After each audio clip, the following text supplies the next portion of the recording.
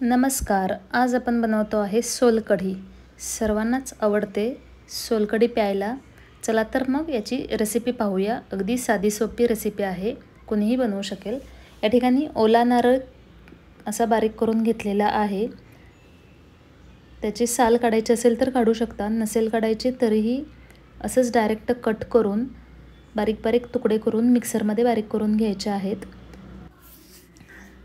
याचे तुकडे करण्यापेक्षा डायरेक्ट हा नारळ खिसून घेतला तरीही चालतो. आपल्याला जशी पद्धत सोपी वाटेल त्या प्रकारे तुम्ही मिक्सरला थोडंसं पाणी घालून बारीक करून घ्या. या ठिकाणी मी कट केलेला नारळ मिक्सरच्या भांड्यात घालून थोडंसं पाणी घालून फिरवून घेत आहे.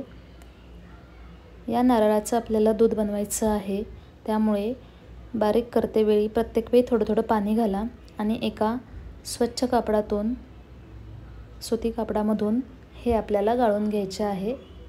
ओल्या नारळाचे दूध बनवून घ्यायचे आहे. यापासून सोलकढी बनवणार आहे. या ठिकाणी कलर येण्यासाठी थोडंसं बीट वापरणार आहे मी. हे सेकंड बॅचमध्ये खोबरे, थोडीशी कोथिंबीर आणि किसलेले बीट, एक मिरची आणि 2 ते 3 लसूणच्या पाकळ्या घातलेल्या आहेत. हे सर्व आपल्याला पाणी घालून बारीक करून घ्यायचे आहे. या ठिकाणी जिरे 1 चमचा घालायचे, चवीनुसार थोडीशी साखर 1 चमचाभर घालून घ्यायची आणि चवीनुसार मीठ घालायचे आहे. यामध्ये पाणी घालून फिरवून घ्यायचे आहे. बारीक अशी पेस्ट करून घ्यायची. चविष्ट अशी सोलकढी तयार होणार आहे. जर थोडीशी तिखट आवडत असेल तर 2 मिरच्या घातल्या तरी चालतील. पोटाला थंडावा देणारी अशी सोलकढीची रेसिपी आहे, अवश्य करून पहा. घरामध्ये सर्वांना आवडेल. अशा प्रकारे बारीक झाल्यानंतर एका कापडातून गाळून घ्यायचे आहे. यापासून आपण खोबऱ्याचं दूध काढणार आहे. आजकाल मार्केटमध्ये ओल्या नारळापासून काढलेले दूध पण मिळते, त्यापासून पण सोलकढी छान बनते.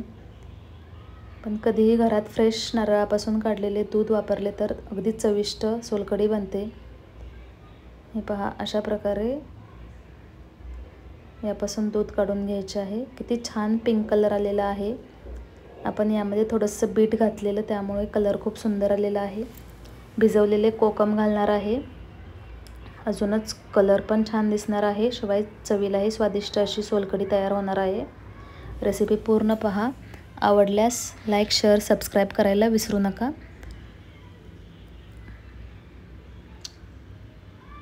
या ठिकाणी कोकम भिजत घातले होते. एक अर्धा तास भिजत घातले तरीही कोकम छान भिजतात. शक्यतो गरम पाण्यात भिजत घाला, म्हणजे पटकन भिजतील. आणि अशा प्रकारे हाताने थोडंसं कुस्करून त्याचा गर काढून घ्यायचा आणि हे गाळणीने गाळून आपल्याला सोलकढीमध्ये मिक्स करून घ्यायचे आहे. या ठिकाणी गाळणीने गाळून घ्या.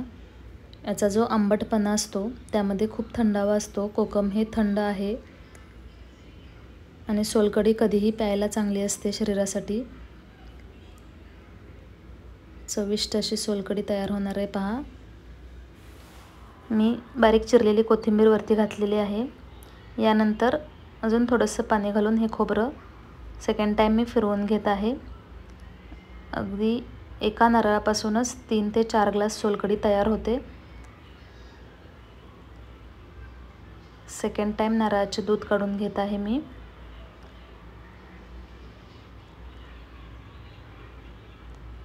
घट्टसर, चविष्ट, ताजी अशी सोलकढी प्यायला खूप छान लागते, चविष्ट लागते. थोडंसं कपडा प्रेस करून हे काढून घेतलेले आहे.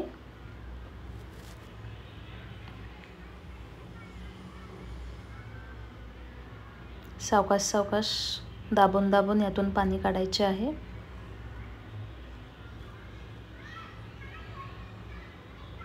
पूर्ण त्यातून पाणी निघलेलं आहे. आता हे मी यामध्ये मिक्स करून घेते, गाळून घ्यायचे.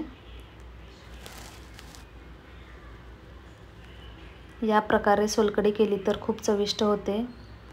या ठिकाणी कोकम आगळ अजून एकदा गाळलेला आहे. थोडंसं त्यातलं पाणी जे राहिलं होतं ते पण गाळून घ्यायचं आहे.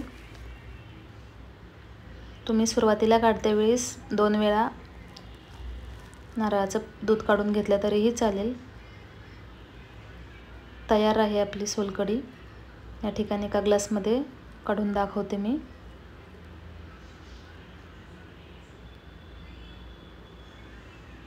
सर्वांनाच आवडेल अशी रेसिपी आहे. अवश्य करून पहा आणि कमेंट करून सांगा कशी झाली आहे आपली रेसिपी. अशाच नवनवीन रेसिपीजसाठी आपल्या चॅनलला सबस्क्राईब करायला विसरू नका. अगदी एकाच नारळापासून आपण 4 ग्लास सोलकढी बनवू शकतो. अतिशय घट्ट चविष्ट अशी ही सोलकढी तयार आहे. कोकम या ठिकाणी मी 7 ते 8 वापरले आहेत. आपल्याला कशी आवडते, आंबट की कमी आंबट, त्यानुसार कोकमचं प्रमाण कमी जास्त करा. तयार आहे आपली चविष्ट अशी ताजी सोलकढी. अवश्य करून पहा. चला तर मग नंतर भेटूया पुढील रेसिपीमध्ये. तोपर्यंत धन्यवाद. बाय.